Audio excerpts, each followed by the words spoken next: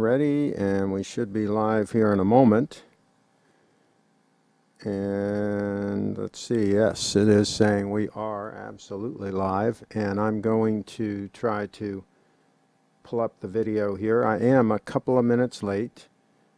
As usual, I'm scrambling to try to get live on time, and sometimes I'm successful, but you can see there a couple minutes later. And I got a different perspective again on that, so people can see that stunning bracelet and the shape of the case and a little bit more of an overall view as opposed to the close-up on the dial. So all right, we've got a serious subject matter to talk about, so I decided I'd don a Brooks Brothers suit to do it. And this is another oldie but a goodie. Let me see, where did this one come from? It doesn't say, it just says Brooks Brothers inside, but very comfortable, very nice fabric, made in the United States of America. Some of their stuff is not these days, and they're also selling a lot of the goofy suits that are real short and real trim fit and look like somebody's wearing a suit that's like two or three sizes too small for them. So we're not going to do that. We're not going to go there. And by the way, I have the pop filter off of this mic, and Dan McDermott suggested that I do that so that you have more vocal range. The pop filter will take out the highs, I guess. Anyway, he's an audio guy. So as long as I don't have a big problem with plosives, we'll go ahead and go with it like this, and it's a little less obtrusive as well. And the Beta 57A is a good-looking microphone too, so why cover it up? I'll show you the puffy thing that I had on it. This is the puffy thing that I usually have on it that is made for that particular mic. And I might put it back on if I decide that I need it. Put it back over there. But for now, we're going to leave it off. And we have a serious subject matter, but before I get on to that, let me catch up on the chat. There's some people popping around in the chat even before we went live. So that's how this works sometimes. I didn't focus. I didn't even turn on my close-up camera. Turn that on. And I'll have to focus that later if I even decide to use it. So, okay, let's catch up on the chat here first. It's a class thing, nothing to do with the timekeeping. Steve in the house. Not sure what that all means, but we'll talk about it. I do like an accurate watch, if that's what you're talking about, and that's why I have this 9F Stunner on wrist right now that's spot on accurate, and my spring drive Stunner is real accurate as well. So I do like an accurate watch, and I like a high quality watch. I like a watch that is gorgeous on wrist. No ugly watches here. No ugly watches here. Although we do see a lot of them in the forums. Excuse me. A little toke of water here. Okay, so let's see here. We got to take a winter break and go to the Sunshine State. Our wag's in the house. We've been talking about Florida lately. It'll be really cool if he gets a place in Sarasota, in sunny Sarasota. It is beautiful there in the wintertime. Any time from about November through to right about the first part of April. It's gorgeous. Gets hot after that. Not my cup of tea. But the wintertime, it is gorgeous and rarely rains. It's like Brigadoon, right? If it rains at night. So that's how the youngsters probably don't know what I'm talking about. Don't have a clue what I'm talking about, but that's okay. A PSA to iPhone, iPad users out there, don't buy cut-rate lightning cables like I did, as they can short-circuit your device's motherboard. Look for the made in Apple. Yeah, and there's a lot of fakes out there too, by the way. There's a lot of people that sell them and pretend like they're real Apple stuff, and they're not. You got to watch it. Just like watches, there's fake stuff out there. Carlos says, hello all. In our wags, since I already own 3 Rolex watches, all 18-karat stunners, I would go with the GS Diver, pretty impressive on wrist and in person, and it's a heavy use watch. And we're going to talk about that. That's part of the topic of discussion today is heavy use watches and servicing. As you know, it's a pet peeve of mine to attack misinformation in the forums, false information in the forums, and we're going to do that. We're going to do a full frontal assault on some false information. I was actually accused of being the one spreading false information, and I'm going to do a 180, and I'm going to accuse the accuser, which I did, of course, in the forum as well. But we're going to do it here live on television. That's what we're going to do, and that's what we do. Carlos in the house says hello. Durr says we're live. I like the Seiko but hate how it depreciates. Well, if you wear the watch, it's not an issue. If you're in the business of buying and selling watches, then the fact that it depreciates is good. If you buy it after the depreciation, we'll talk about that. We'll talk about depreciation and investing in watches and tying up money in watches. We're going to talk about that. You need a matching fedora to go with that suit. I do have one. I have a couple of real nice ones. Maybe later on I'll don a fedora. So there you go. Shot some videos recently of the lovely Brianna dancing in a fedora. She looks better in the fedora than I do, I will tell you that. I'll grant you that. And Kyle's in the house. He says hello. Let's see. Admin Reviews says, hi, Craig. Is that sure Beta 57 USA made? It is an older one. It might be USA made. They have started making some of them in Mexico. I think this one was made in USA, but they don't say it on it. And they don't say made in Mexico either on it. So it's hard to absolutely confirm, but it is an older mic and it might very well be made in USA. I think some of my SM57s and my Beta 58, my SM58s, I think they're all made in USA because those were bought like 30 or 40 years ago, back when most of them were made in the USA. But these days, it's a crapshoot. It's a problem. It's a problem, folks. It is a problem. Our WAG says audio is excellent, but I do not feel any difference. Carlos in the house. At this time, you want to come to Panama. Panama is the place to be in the winter time, absolutely. Greetings from Riverside, California. It's sunny and warm. If you like to go to the beach/pool, Carlos, hanging out by the pool. All right, let's get into it. Let's get into the topic of discussion, servicing your watch, your expensive high-end watch. We're going to talk specifically about Rolex, which I have extensive experience with, more experience as far as years of ownership than just about anybody else on the web that talks about high-end watches. Very few of them have owned and worn Rolex watches for 40 plus years. I did that, been there, done that, and various day dates, various steel sport watches in rotation, usually with day dates, and Omega sprinkled in here and there, but mainly Rolexes. Extensive experience with owning a day date for 20 plus years without having had it serviced. The case was never opened, bought it new. So we're going to talk about this. We're going to talk about some false information out there. Let's see here. I read a video comment where someone said they could buy a Jaeger-LeCoultre over Rolex because they spent more. They couldn't buy Jaeger-LeCoultre over Rolex because they spent more than they could afford, and they'd lose their shirt. Your intuition was correct. Yeah, if you can't afford to buy a luxury watch, you shouldn't be buying it in the first place. That's what I would say. Let's see. Hi, Craig and all, from David Williams in the house.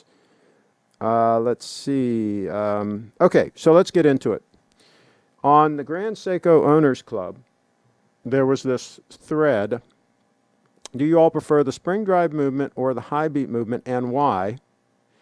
And I put a comment in here. Let's try to find my comment. Here it is. Okay, here we go. Here's my comment by yours truly. Spring drive, super accurate and no need to service for several decades. One robust movement, second only to the 9F in durability. Okay, there's my comment.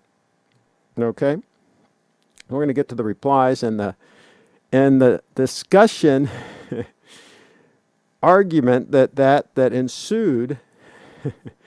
They brought out their daggers. How can you possibly say that? How can you say you're going to wear a spring drive watch for decades without having it serviced? Something like that watch there. Why would I ever dream of wearing a watch like that on a daily basis and having it keep incredible time and doing that for maybe 20 years, maybe even 30 years? Can you imagine the thought of that? The thought of wearing that watch for literally decades without spending any money to have it serviced. Let that sink in a moment. Keeping the money in my pocket and then just wearing the watch.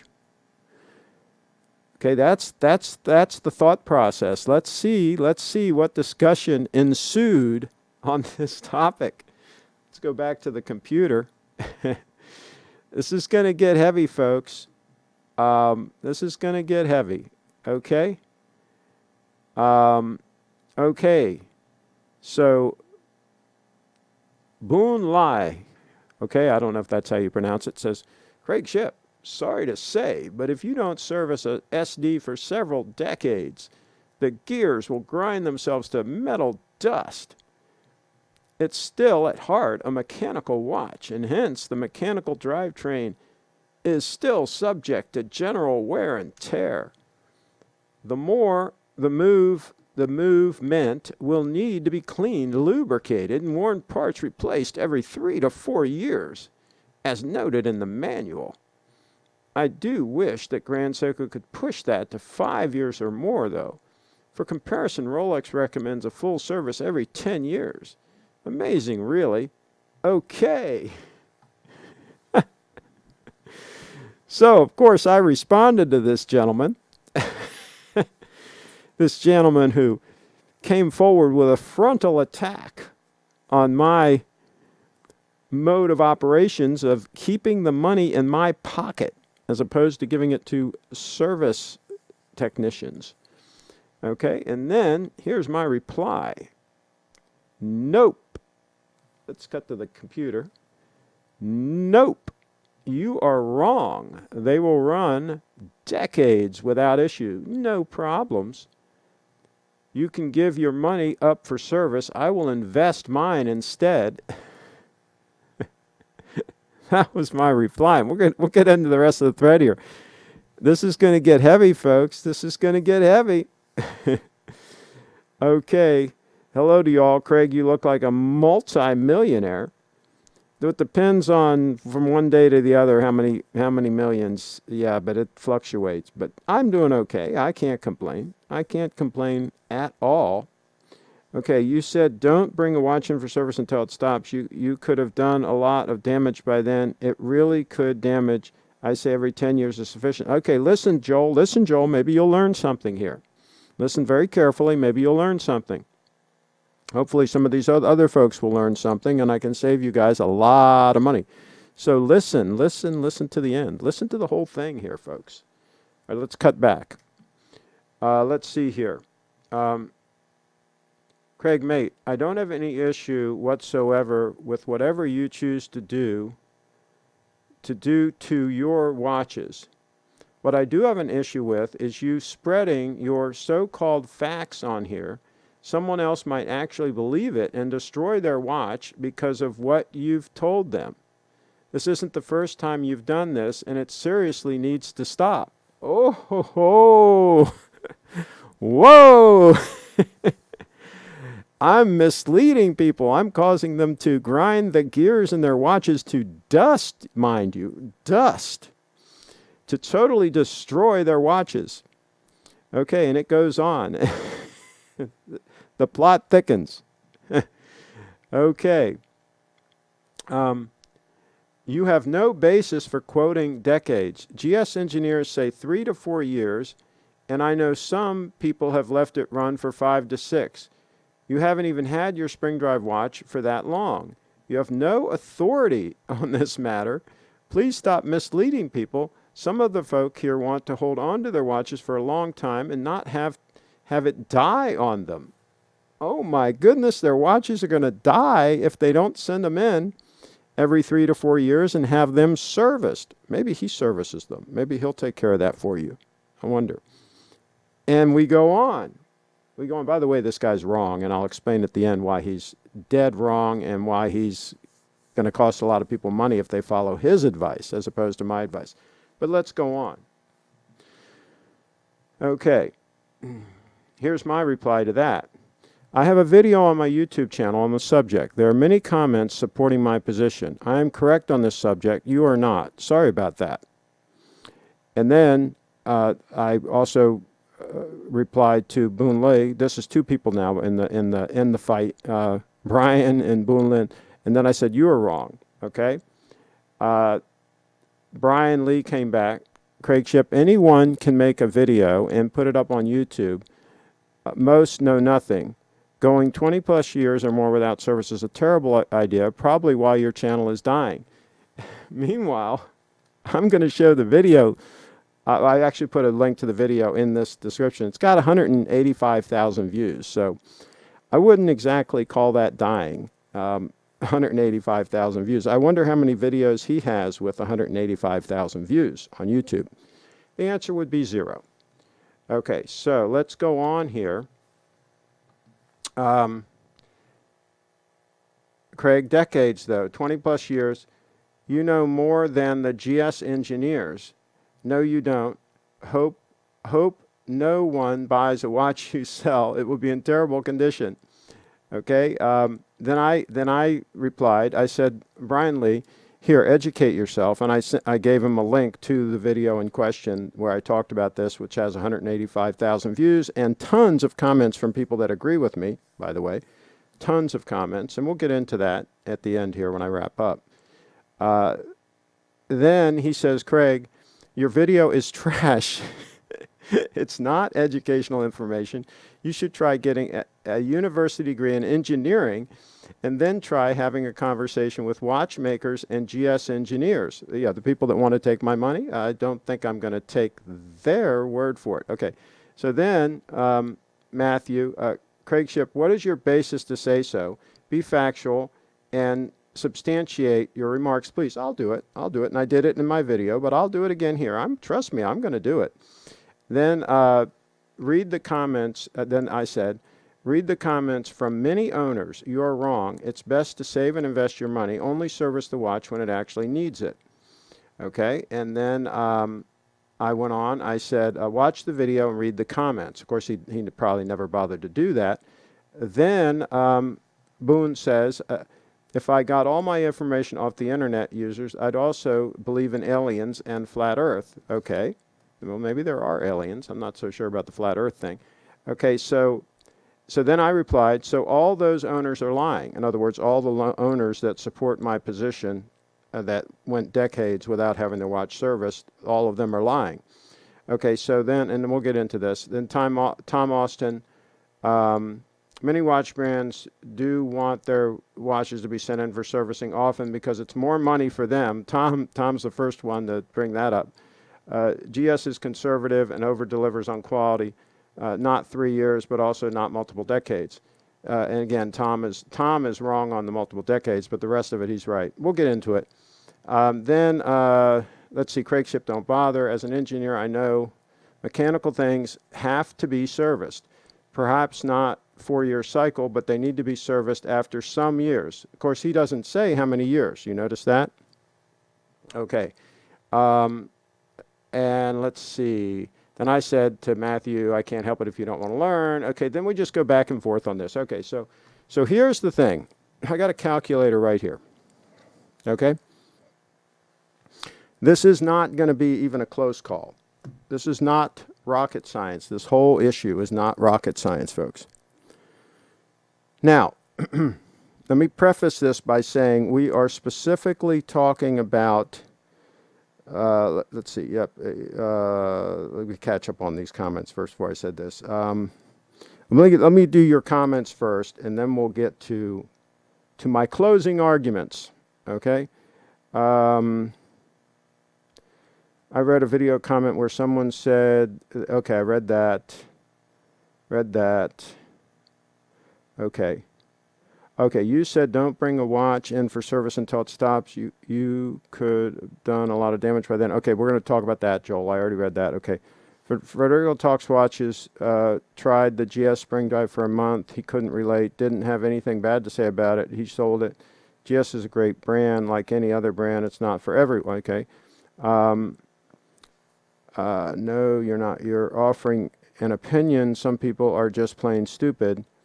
Yeah, we're going to get into that. We're going to get into where this really isn't an opinion. These are all facts that I'm conveying. And they're conveying facts, but their facts happen to be wrong. Let's see. I think a lot of this servicing Chicken Little obsession come from this misleading comparison of cars and watches. Exactly. Cheetown, we'll get into that. Yep, they have no other resource but to insult you. Insults are the manifestation of exhausted intellect. Using YouTube views or having YouTube channel to emphasize someone's point. Facebook, okay.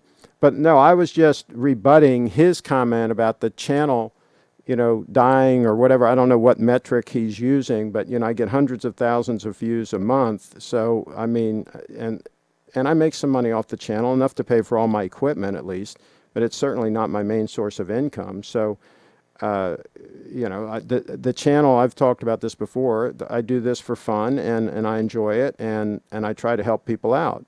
This is my way of giving back. Now, if people don't want to take my advice and don't want to get help, then so be it. But we're going to talk about this, and we're going to talk about the money that they're wasting by having their watches serviced on a regular basis when they don't really need it. So we're going to talk about the money involved in all this. Okay, so you need a HP USA made calculator. So I got a Texas Instruments here. Okay, my father had a Zenith for 40 years, never serviced it. He passed away. I inherited it, and it had stopped working. I took it for service locally, and it was fine. This supports what Craig is saying. Tim in the house, even if they were correct and you will do extra wear to your watch, then chances are the extra cost to replace those parts won't kill you. Cheetown in the house. We're going to talk about that. Very good points. We're going to talk about that. Even ordinary Seiko watches just go on for decades. Okay. All right. So here's the issue here. The assumption that they are making, these proponents of having the watch serviced on a regular basis, their argument basically is that you're going to do harm to the watch, significant harm to the watch, to where when you then do have it serviced, it's going to cost you a lot of money to fix it. That would be the implication. That would be otherwise what's the problem, right? So obviously the argument they're making is that it's going to be costly to fix it because you neglected servicing the watch.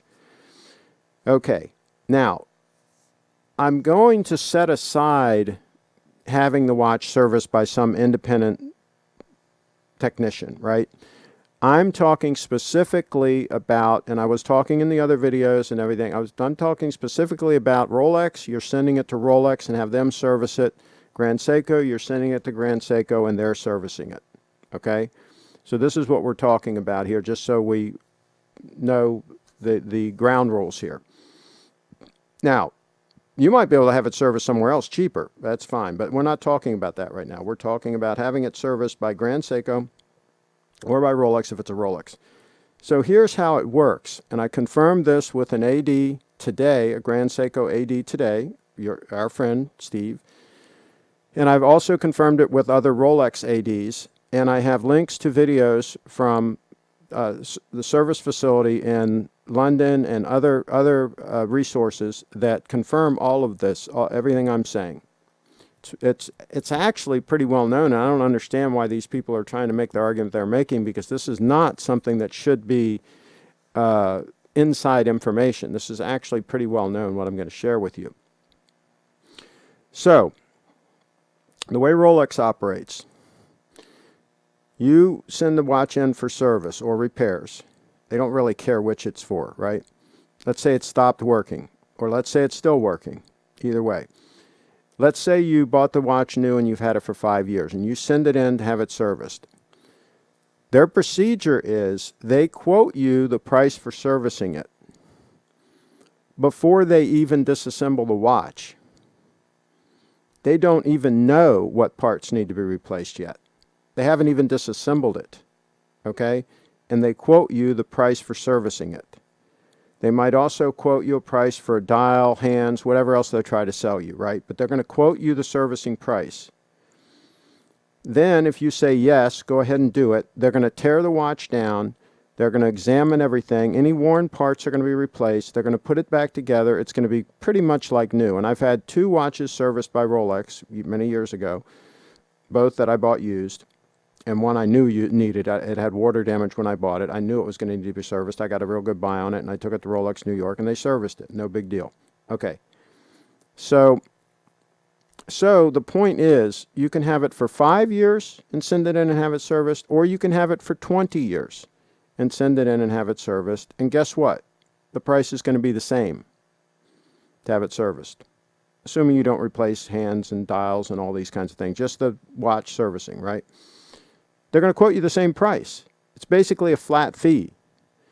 Grand Seiko does the same thing. Depending on the movement, they have fixed published prices for doing a servicing. And it's a complete overhaul, really. They do that, and it's a flat price. It doesn't matter if you had the spring drive for 5 years or you had it for 20 years. They're 20 years old now. Okay, they had their 20th anniversary a couple years ago. All right, so or last year or whenever it was. So it makes no sense whatsoever to send the watch in every 5 years and spend that money when you can send it in after 20 years and spend the same amount of money but spend it once instead of, let's say you do it every 5 years, 4 times. Okay, now we're going to go over the math here in a minute and show you how wrong these people are. All right? Okay, so here we go. Let's see. I'm not sure about spring drive, but I know GS makes quartz models with decades-long service intervals. Yeah, but if you read in the owner's manual, they'll probably say to send it in every 5 years for servicing anyway, because they want your money. They'll take your money. Okay, Rolex is a consumer-targeted company, not enthusiast-targeted, and the amount of parts they replace in standard overhauls reflects this. I love your show, but sending a watch in when it's dead doesn't make any sense. Joel, keep listening. It makes all the sense in the world. It makes no sense to send it in for no reason. We're going to talk about this some more. Please try to learn, Joel. I'm trying to save you a lot of money. Off to join the Grand Seiko Owners Club. Steve in the house. A typo, Seiko. There you go. Okay. As a curiosity, my father has his Patek Calatrava. He received his engagement gift from my mother 54 years ago and never serviced it, while he used it only several times per year on special occasions. Yeah, I wouldn't have it serviced unless it manifests some problems. If it starts running slow or something and, it's an irritation, then have it, quote, serviced, but not until then. I don't care how old the watch is, because they're going to charge you, Patek, they're going to charge you an arm and a leg no matter what, no matter when you bring it in there. I can tell you that right now. It's clear that he is putting it at risk, but imagine how much he has saved in this time. I don't think he's put it at risk. I think when he takes it to them for service, I think they're going to service it and it's going to be fine. They're going to replace any worn parts. They're going to charge him a fortune. Either way, they're going to charge him a fortune. If he took it there every 5 years, they charge him a fortune. If he took it there after 50 years, they're going to charge him a fortune. It's just how many times you want to pay a fortune. That's what we're discussing here. Tom says early AM here. You're right. You changed my mind. Joel in the house. Well, thank you, Joel. But we're going to wait till I go over the numbers. It's really going to change your mind when I go over the numbers. There is no correct answer. You can choose when to service it as an owner of a watch, like you can choose between GS and Rolex. Service when you like. I prefer to service only if there's an issue. But there is a correct answer if you want to save money. And I'm all about saving and investing money. Now, obviously, I like to buy nice things. I have a lot of nice things. I have a lot of really expensive things. I buy things that last a long time. This suit is probably 35 years old. It was an expensive suit, but I'm going to get a lot of use out of it. Okay, I have a lot of them in rotation, so I don't wear it out. I can wear this suit for years. Okay, it's a very conservative design. Okay, I like it. The material is fantastic. But at the same time, I'm not gonna waste money by keeping the suit for 5 years and then throwing it out and buying a new one for no reason. I'm gonna keep wearing it. Okay, I'm a little bit on the thrifty side when it comes to my money. Okay, so we're going to talk about the money you can save by not having your watch routinely serviced. We're going to get on the numbers here in a moment. Let's see, did you show the comments in the GS group on Facebook, Craig, about servicing? That's what I just showed. Yeah, I guess, Tom, you came late. We just went through that whole thread here in the show, if that's what you're asking. If Rolex charged you big money for every single part that was worn on a case-by-case basis, then shorter servicing intervals would have made more sense. Correct. Now we're starting to understand the situation here. Will Grand Seiko still be around in 50 years? LOL. They've been around longer than Rolex. Seiko has been around longer than Rolex. So yeah, I would guess they'll be around. Let's see here. Carlos, my dad's Zenith was his daily beater watch, and it only needed some lubrication, no new parts. Tim in the house. Okay, all right. So here are the numbers. All right, let's take 20 years. Let's not even go to 30 years because the numbers are even more incredible if you do 30 years. But we're going to do 20 years. We're going to do the numbers here. All right. So let's say you buy the watch new, and let's say I'm going to do 2 columns on this piece of paper. Whoops. I'm going to do 1 column if you service the watch every 5 years, okay? And so you're going to have at 5 years, you're going to spend, let's round it off. Let's say you're going to spend, let's be conservative here, and let's say you're only going to spend $500. It's actually more than that from either one of these brands, but we're going to say $500 just to be conservative here. So let's say you spend $500 at 5 years. At 10 years, you spend another $500. At 15 years, you spend another $500. And then at 20 years, you spend another $500. Okay? So you've spent out of pocket every 5 years, you've spent, I'm going to do the math on I've got to do, this gets a little complicated because we've got to do the rate of return on the money over time as well.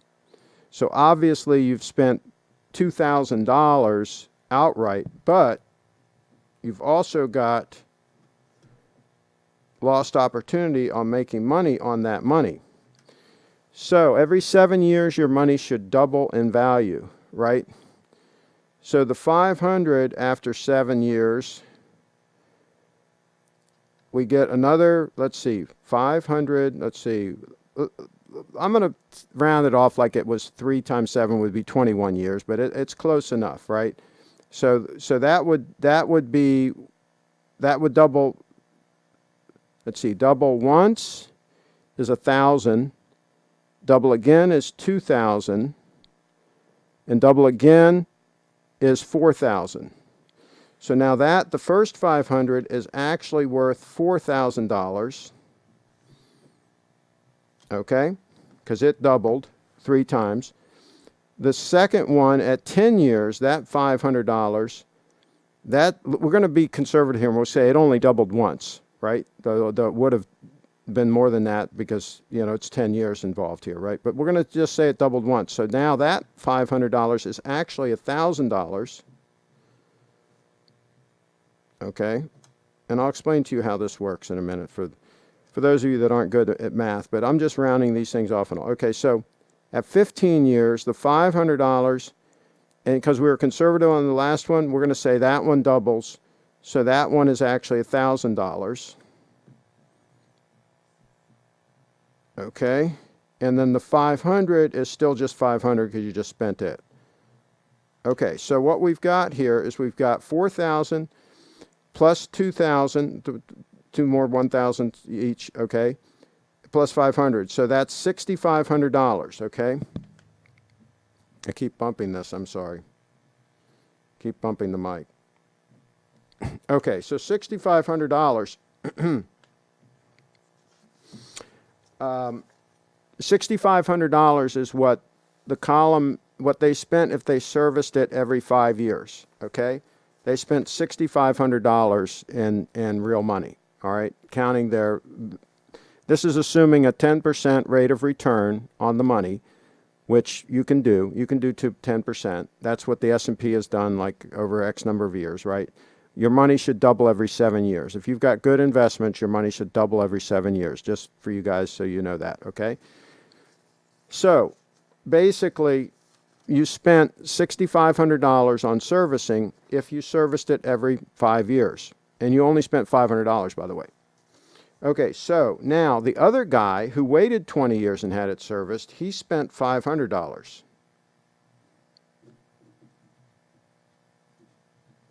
So what we've got is we've got $6,500 versus $500. Okay? And the difference is actually even more than that because it's more than $500 to service most of these watches. Okay?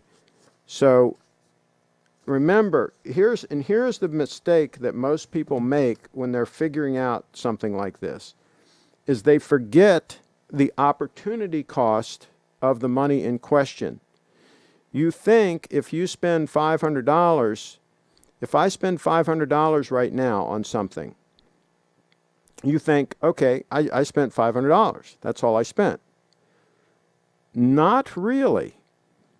Not really. Because if you took that same $500 and you invested it wisely, it should double in 7 years. So in 7 years, that $500 should be $1,000. Okay? And then 7 years after that, that 1,000 now should be 2,000. This is called compound interest. Okay? So these proponents of servicing your watch often, if you followed their advice, it's costing you a huge amount of money. A huge amount of money. That's $6,000 is not peanuts to anybody. I don't care who you are. That's not peanuts. Okay? So let me know in the chat what you think about that. Let me know if you think it's an opinion now. Let me know if you think it's even a close call. If it's even close. If it's even close here, folks, let me know. I don't think it's even a close call.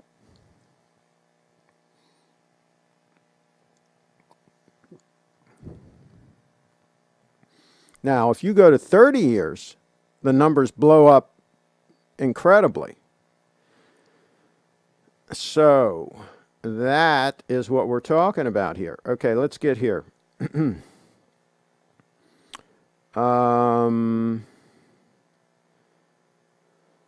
Best Grand Seiko for travel, work, and just overall everyday use. First time buyer. My goodness, you can't beat this 005, this 9F stunner. Anything with the 9F in it, and this one's the GMT. This one's got the GMT.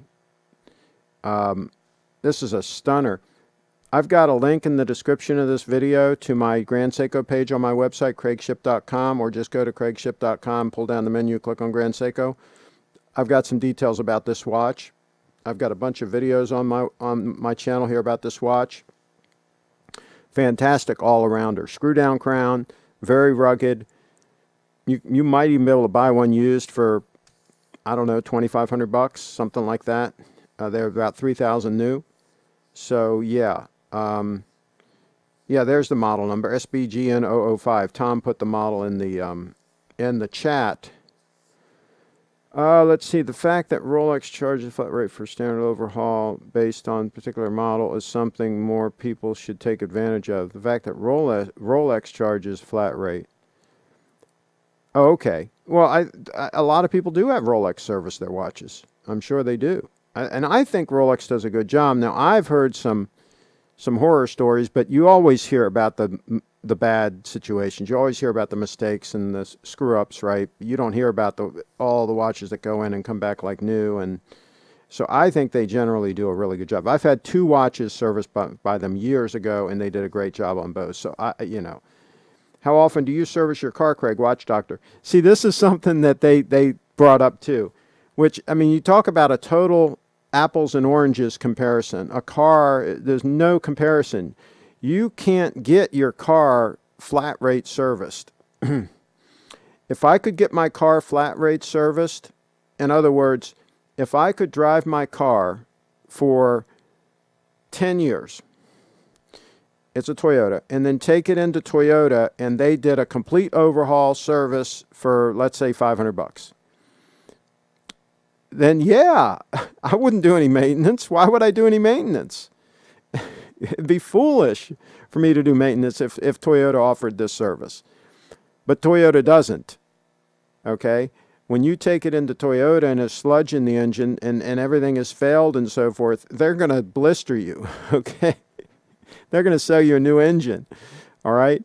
There's no comparison between the two issues, all right?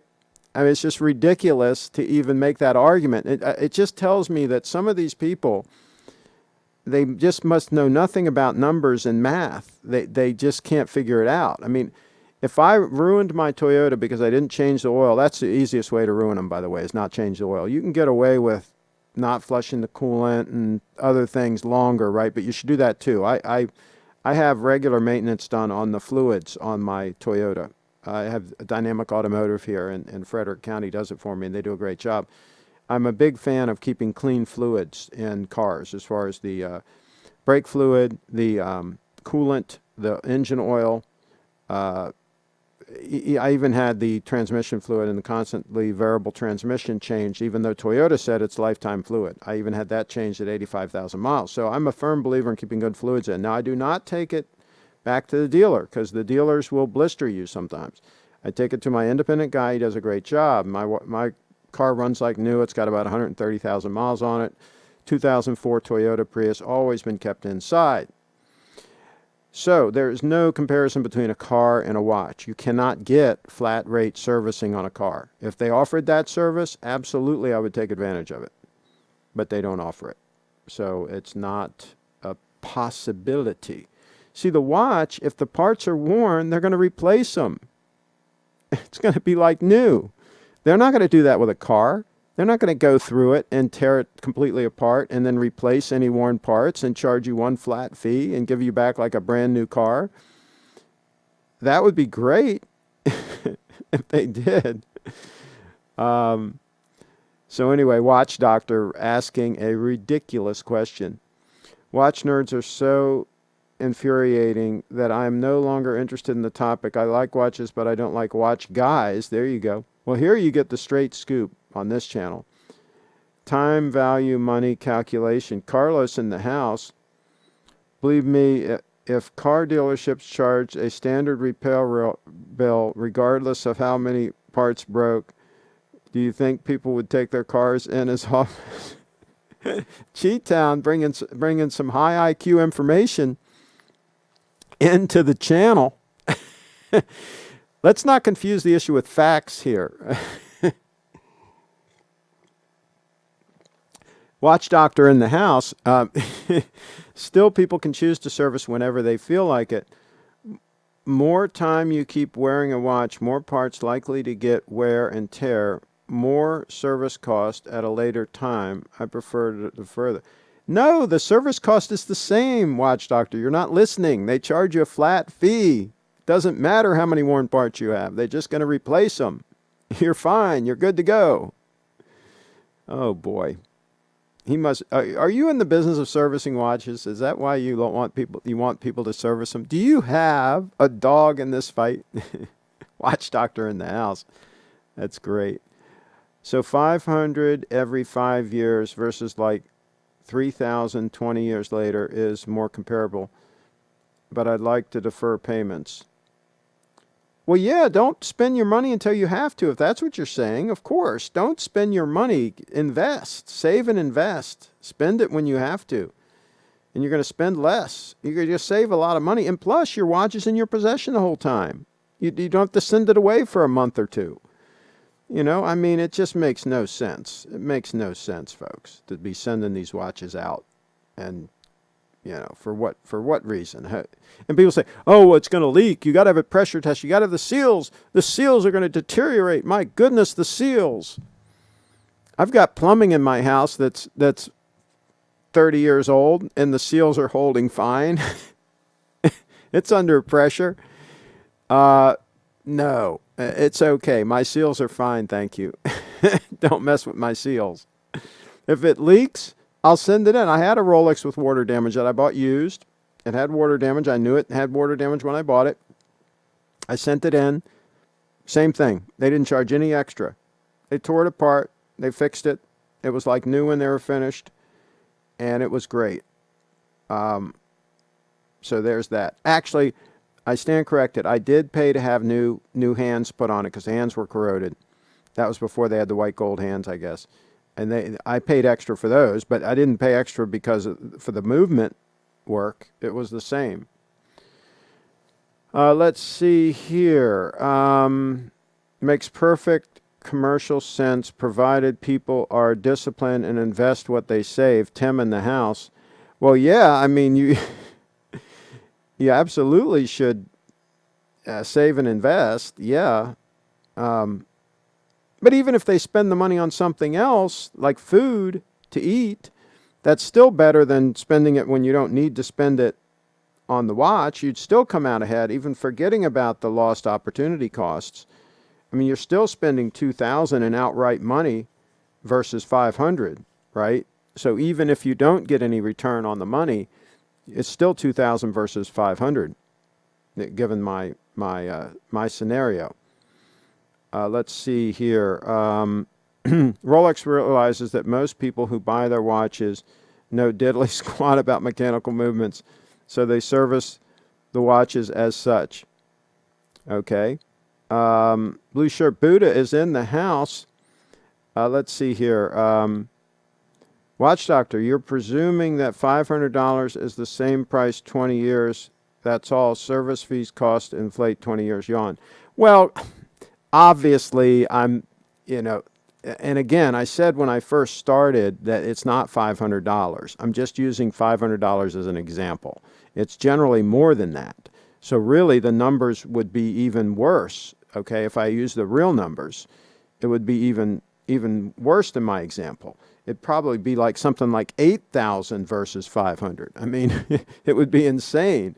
So, I mean, I'm just trying to illustrate the insanity of this argument that these people are making. I mean, there's no basis whatsoever. There's no which way that you can argue their point, and they're right on this one. It's clear. I mean, it's not. There's no gray area. There's no judgment here involved. I mean, it is not even a close call, and to me, it's mind-boggling that they can't see this. Now I know why 2/3 of Americans are broke, or maybe half are broke. Half are broke and 2/3 are obese, and I get those mixed up. But anyway, and a lot of them are broke and obese. So they're just not thinking these days. I blame it on the public school system. I really do. I think there's a problem there. That's possible, that there's just a real problem. Let's see. That's why you should invest your money well and beat inflation. Cheat Town in the house. Yeah. Do people think that James Dean or Frank Sinatra or Paul Newman were constantly thinking about servicing their watches or worried about water resistance or magnetizing their watches? I love it. I'm telling you, we were wearing these watches back in the day when those guys were not James Dean, but some of those other guys. We were wearing the watches in the late 70s. early 80s and doing all kinds of things. And we weren't taking them off. We weren't babying the watches. The watches were doing fine. They weren't leaking water. I mean, and some of them were, the red sub I had was 10 years old when I bought it. It was a used watch when I bought it. It was 10 years old. And we didn't baby it. I wore it. I went in the ocean with it. I went all over the place with it. I water skied with it. You know, you hit the water with high pressure and all that stuff. So, oh, you can't take the pressure. You can't wear them in a shower because the pressure. I mean,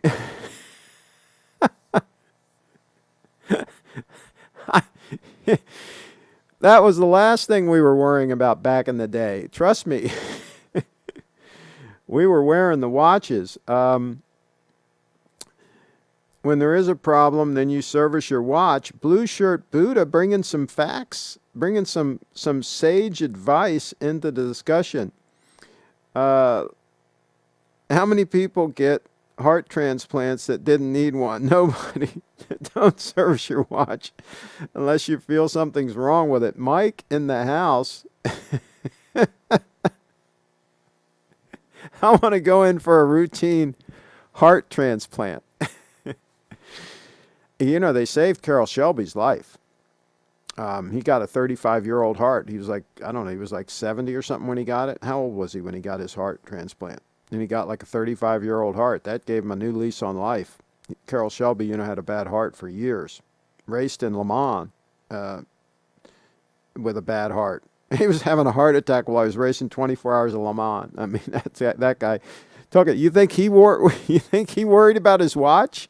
When he was racing in Le Mans, he wore a Rolex. I saw a picture in the documentary. He was wearing a Rolex. It looked like a Datejust or something like that.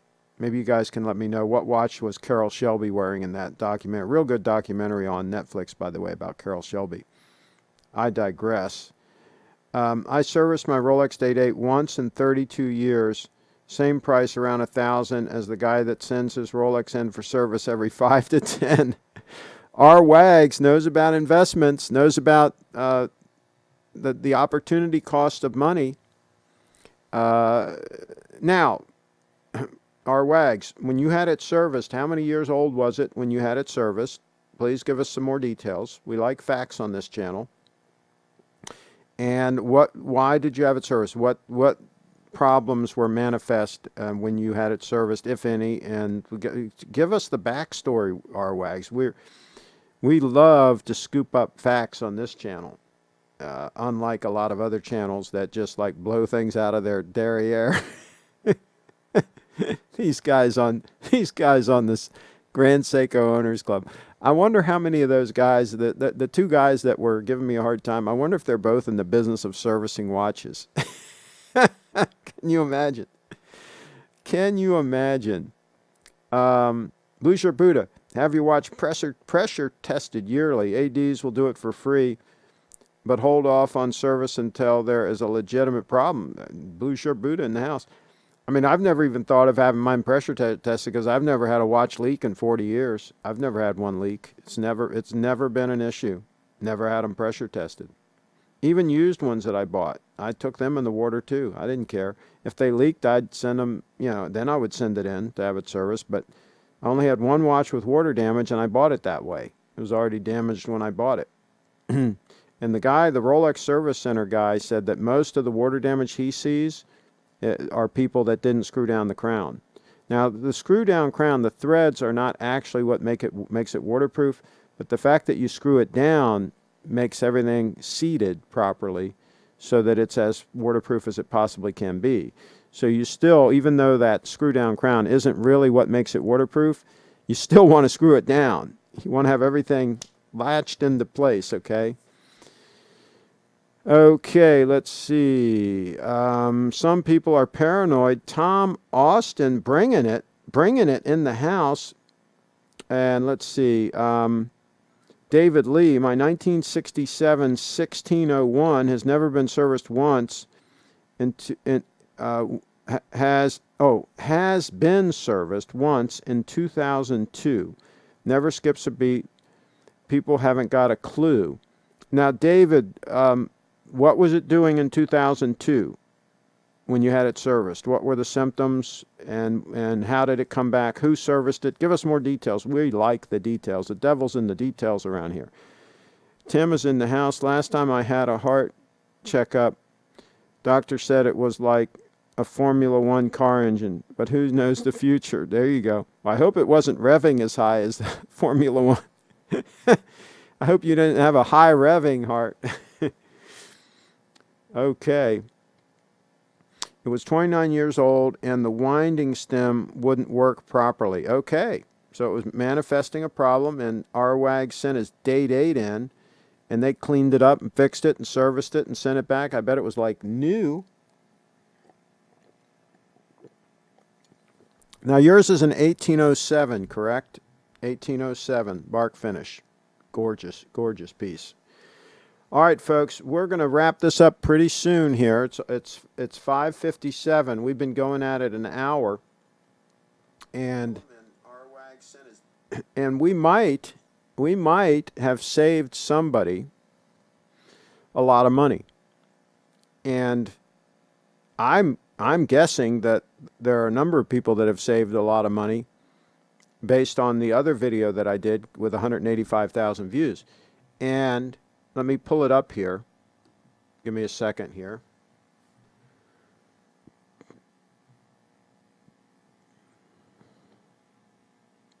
Are you looking to buy a quality watch for under $200? Let me skip we were just this like when you. I can. We had a hard time finding a watch. All right, so this is the video. I'm going to go back towards the beginning here. Okay, so we've got a new month. We're into September. This is the video. And I did do an update on the accuracy of these timepieces, the spring drive Grand Seikos. And all right, so that's the video if you guys want to go see it. That's the original video on this subject, September 2, 2018, with now 186,000 views. And so I'm guessing that some people have been helped by all this, that some people have decided to wear and enjoy their watch, their stunner, a watch like that, you know, wear and enjoy that stunner, and don't worry about having it serviced. Just wear it and enjoy it, and if it starts running erratically or has some kind of an issue, take it into your AD. Steve would be happy to help you. And by the way, I talked to Steve today about this subject. I called him. It's coming straight up on straight up 6 o'clock. Look at that. Look at that secondhand. Are you kidding me? Are you kidding me? So anyway, I talked to Steve. I said, Steve, you've been a AD for about 3 or 4 years, Grand Seiko. You've sold a lot of watches. He said, yeah, oh yeah. He sold a lot of watches, especially in the last year or two. He sold a lot of watches. I said, Steve, how many failures have you seen, specifically with the spring drive and the 9F? And he said, listen, period. He said, I haven't had any issues. I've had no warranty issues. I've had no watches come in that needed to go in for servicing. 0. I said, well, how many older watches have come in that needed to be sent off for servicing? He said 0. None. 0. I said, Steve, there has to be one. Come on. Well, I can't remember it. And he said, there was. I can't remember it. I said, no failures at all. He said, they're pretty incredible watches. Grand Seiko. So, yeah. I think I'll skip the routine servicing on that. Let's see here. Tom says, I quite often see waterproofing issues in the Omega groups on Facebook. I think it's the helium escape valve on many of their divers. Might be. The parts are all included in the price. RWAG's in the house, bringing some facts. Bringing some facts into the conversation. RWAG's in the house. Watches are not this complicated. Internet watch nerds are just autistic, but in the bad kind of way. Oh, boy, you guys are funny. Most watch obsessive enthusiasts are struggling to come to terms with the fact that Rolex nowadays is a consumer brand that isn't interested in making them their target market. Okay, our WAG says, have a great evening. Don't forget to subscribe. Click the bell and give the video a thumbs up. Good money-saving information. Our WAG's in the house on saving and investing. He helps out a lot of people. Helps a lot of good people. And I'm going to read the rest of these comments. We're going to wrap this puppy up. You got it. Cheetown micro brands are for watch obsessives, while mainstream, even luxury brands, are not for them. Blue Shirt Buddha in Cheetown later. Okay. My 1601 was serviced in 2002 through Rolex Harrods. All seals replaced and bracelet serviced and a light polished. Worn most days and still looks as good as new. The Jubilee never shows its age. Well, there we go. The 1601. I'm guessing you got the original bracelet on it. Wow, that's amazing. David Lee in the house. My mom's Rolex hasn't been serviced in 20 years and still keeps good time. And if she hasn't sent it in, she's saved a lot of money. Your mom is smart. Smart cookie. All right, folks, we're going to wrap this puppy up. Is Steve doing any shows soon? Tom Austin, good question. I asked him the same question, and he's in the middle of moving into his new house. He's swamped, and he promises he's going to do a show as soon as he can. He does want to start doing shows. He's actually going to have a studio in his house as well. So bear with Steve, the Stevester. He's up to his elbow in alligators, moving into this palatial new home that his wife wanted, her dream home, and they're moving into it, and that's the name of that tune. So I told him, I said, we'll try to keep the home fires burning here, but this, I did want to do this show because this comment was yesterday in the forums, and again, these people are just spreading a lot of false information and then accusing me of spreading the false information, right? They're spreading this information, this poor, low-quality information, and so I always like to set the record straight on this channel. On this channel, we call it the way we see it, and if we're not sure about something, we'll remain silent. If I wasn't sure about this, I wouldn't say a word about it. But folks, I'm 100% sure.